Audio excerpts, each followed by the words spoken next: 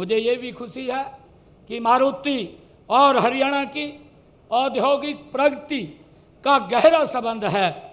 इस कृषि प्रधान राज्य में औद्योगिक क्षेत्र में तेजी वर्ष 1981 से में गुरुग्राम में जब ये मारुति का ये संयंत्र लगने के बाद आई है।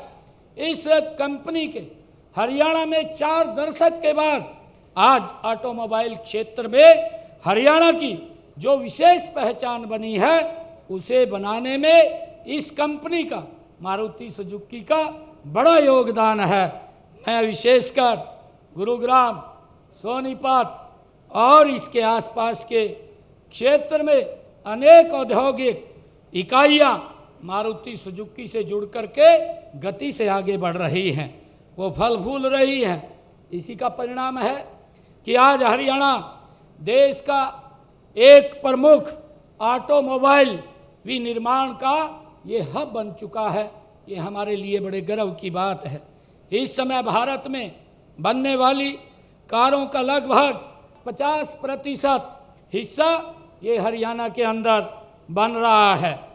इस समय हम अपने एनसीआर को लॉजिस्टिक हब के रूप में विकसित कर रहे हैं, तो इससे रेल साइडिंग परियोजना का महत्वपूर्ण योगदान होगा। मुझे खुशी है कि मारुति सुजुकी ने वित्त वर्ष में 2014-15 से आज तक रेलवे के माध्यम से अपने वाहन डिस्पैच में 5% से बढ़कर 24.3% की ये इसको बढ़ाया है। पिछले वित्त वर्ष में ये 5,18,000 वाहनों को रेल से भेजा गया है और अब तक कुल 25 लाख वाहनों को ये इसके माध्यम से ये रिकॉर्ड आंकड़ा ये पार करना कोई साधारण उपलब्धि ये नहीं था।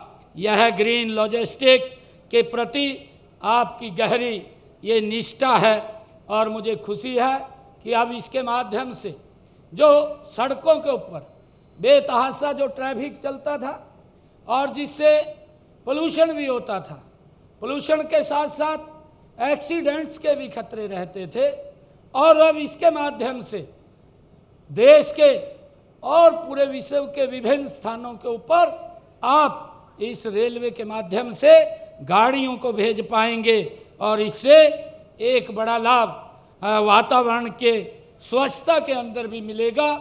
इसके लिए मैं आप सबको बहुत बहुत बधाई देता हूं।